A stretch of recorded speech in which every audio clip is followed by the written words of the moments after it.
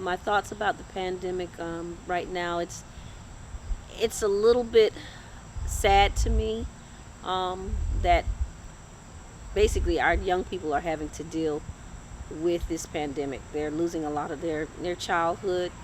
They can't really go to school properly, and if they are going to school, they're fearful about getting sick and making others sick. So, I think this pandemic is a hard crisis for us, and I think that it was something that was done intentionally, not intentionally per se um, to hurt, but I think they're using people sort of as a petri dish. I really feel that COVID was manufactured and it got out of hand, and so now we have this issue, this problem, this epidemic.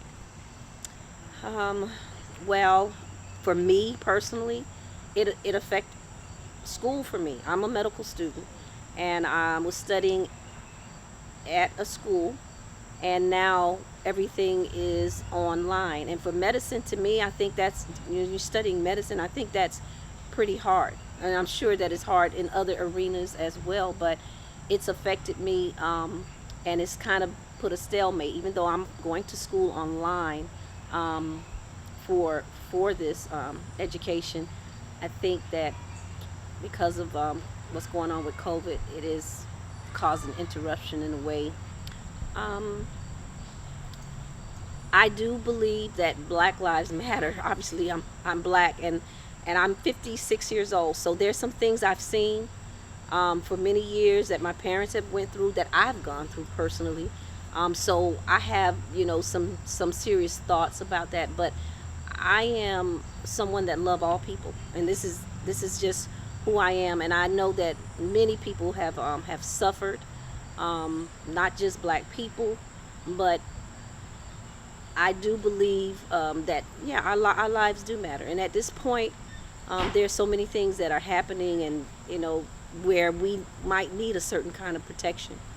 But I do think that all lives do matter, but my black life, I believe, matters as well, especially now with what's going on with shootings and killings. And I believe that Black Lives Matter works for even black on black crime. Our lives matter, and that's how I feel about that.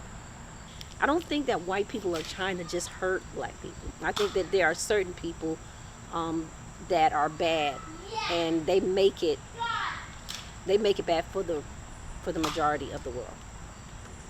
I would hope that it would be a better way. I think peaceful ways to do things are always, to me, the best way to do it. But history has shown that folk don't listen until things get torn down or burnt down. You know, Before that happens, people are marching peacefully. People are, asking kindly, but things just continue to be the way they are. I don't agree with that kind of thing, because I don't believe you should tear up anything. I don't believe in that. But sometimes you have to go by any means necessary. Sometimes you have to do drastic things to get the attention of others. And that being said, like I said, I don't particularly personally agree to it, but as history serves us, we can see that people don't listen and people don't move until something's popping off. And so that's the way, that's my opinion on it.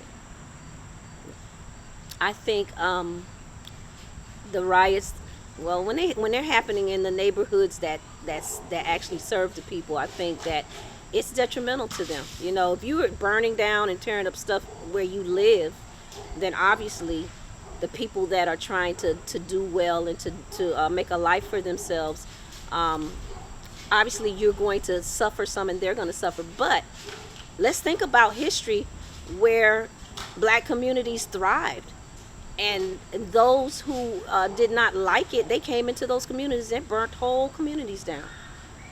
So that's the example that people have. And unfortunately, the local people that work hard to build businesses and to build things, unfortunately, they suffer. And I hate that.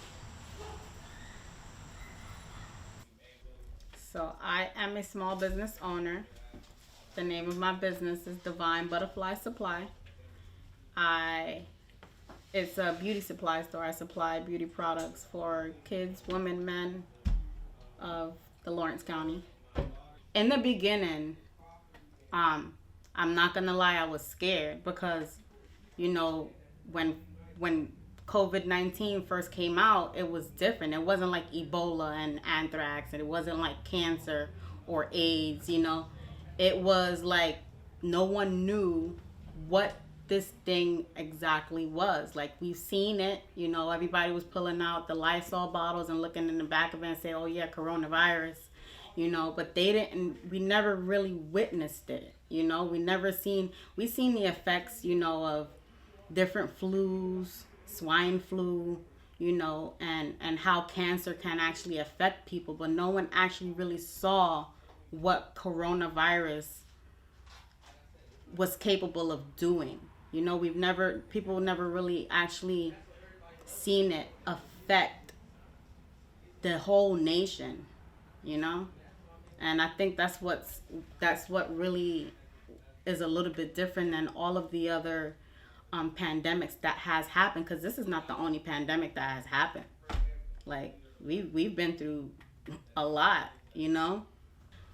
I feel like the younger kids might have messed it up in a way for the real Black Lives Matter movement.